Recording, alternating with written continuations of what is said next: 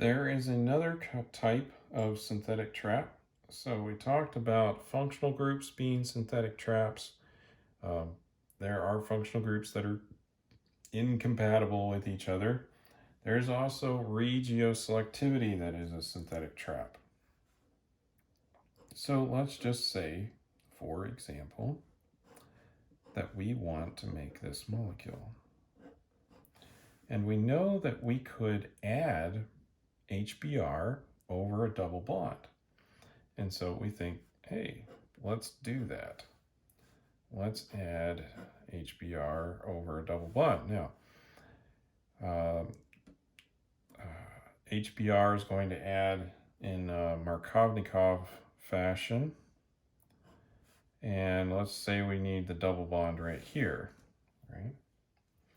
So if we did that, we would end up with, let's draw it in the forward direction now. So maybe we could realize how this is not going to work. So we just add HBr. And this is Markovnikov addition, right? So there's a hydrogen here, and there's no hydrogens there. So the bromine is going to end up on this carbon, and the hydrogen is going to end up on that carbon, which is not the product that we were going for. So we have a problem with our regioselectivity. Now, what we actually want is an anti-Markovnikov selective addition of HBr. We haven't discussed one of those yet, so let's look at how we could do this in maybe 2 steps using an anti-Markovnikov selective addition.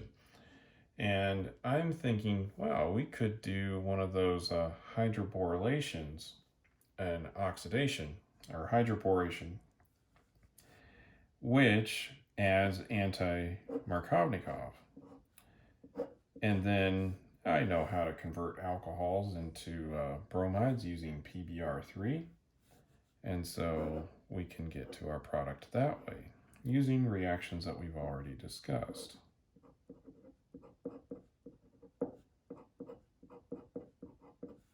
So we've got our conditions for this first step.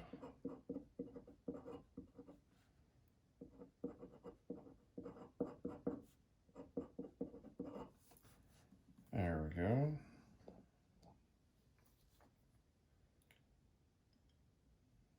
Next, we'll make our anti-Markovnikov alcohol product right here. And then if I take this product and add PBr3, then I will do an SN2. It's going to stay on that carbon. No carbocation rearrangements or anything to deal with. And we've affected the addition to bromine there. Now, I should mention, because perhaps somebody in the comments will talk about this, it's possible to add HBr in an anti-Markovnikov fashion using a radical addition instead of an addition that involves a carbocation. And you'll just use peroxides to generate the radical, and then it reverses the selectivity because of the different mechanism for forming that. But this process would also work using reactions that I've already discussed. Now, just briefly, let's review a few other regioselectivity considerations. So we can look at the alkylation of alpha carbons.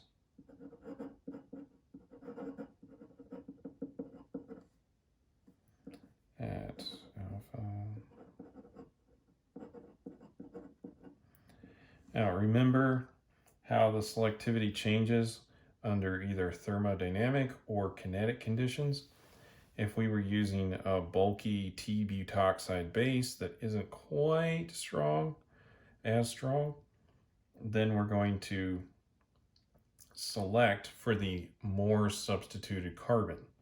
Whereas if we chose kinetic conditions, lower temperatures, use lithium diisopropylamide, um, then that was going to select for the least substituted carbon. So that's a way that we could choose that. We also have epoxide openings that we've talked about.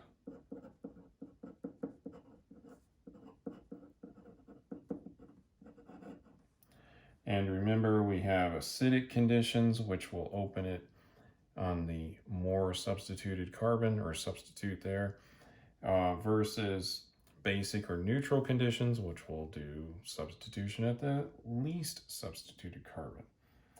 We also have elimination reactions that have regioselectivity.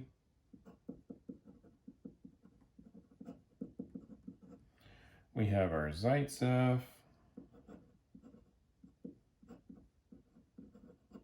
and we also have Hoffman. Zaitsev products are the more substituted double bonds. Hoffman products are the least substituted ones because of the mechanism that it goes through, that bulky amine that is generated in the process. And then we've also talked about 1,2 versus 1,4 addition.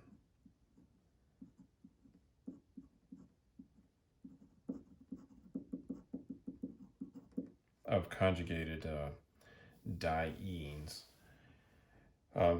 So there's several regioselectivity considerations that for reactions that we've talked about. And of course, if you need to review these, I do make sure and mention the regioselectivity in the previous videos when I talk about each one of these. So if you need to review those, you can by watching those. But for now, just consider that we do need to think about regiochemistry when we're doing these retrosynthetic analysis.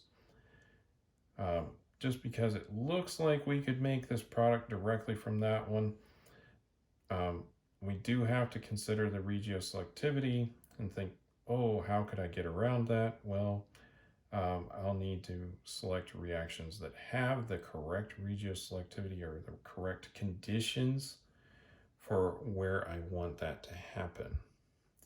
And then I can effectively plan my synthesis.